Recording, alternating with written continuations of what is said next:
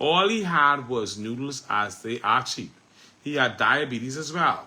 The sodium in the noodles raised his blood pressure and he was malnourished. He was admitted to the hospital where he shortly died.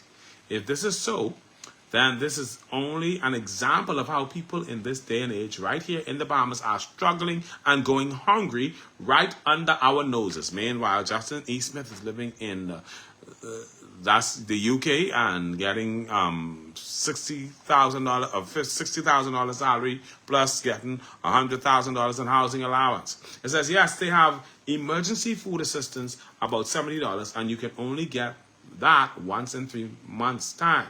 I moved to Nassau from Freeport. I moved from Freeport to Nassau, and it was a struggle, but I'm a female, and it was easy for me to kind of balance out.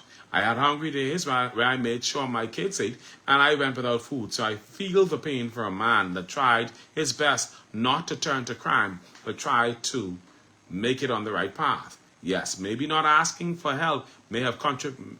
Maybe not asking for help may have contributed to the young man's death. But ask for help from who? Please, if you can confirm the allegations and bring awareness, I think this will help people know it's okay to need help sometimes, and that there are more outlets than just social services, because they find a way not to help as opposed to truly helping.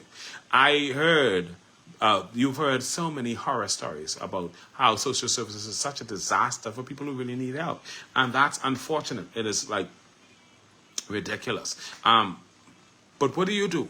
I saw a note from Wendy Fox where she wrote to Glennis Hannah Martin, and she was talking about trying to get help for people. And while they're saying Glennis Hannah Martin is helping people, Glennis and Glennis is saying, Glennis too agitated. She said, listen, I'm looking for people, and yes, she is, because Glennis is who Justin Smith came from to go to Fred Mitchell and to get this $60,000 salary that he's getting, along with his $100,000 in housing allowance. And so, yes, Glennis is helping people, even if it's only the young man to get to Fred Mitchell. And so, you have to be concerned though, because the people who really need help, like the people like Robert Lotmore and this young lady who's talking about the assistance that comes from social services only after every 3 months, and it's only $70. They need the real help. And the people who Wendy Fox was asking Glennis to help, they need to help. But but we can just ignore that, won't we? And it's unfortunate, but this is the reality of what's going on in the Bahamas. Only God could help us, because our politicians playing games. They're serious.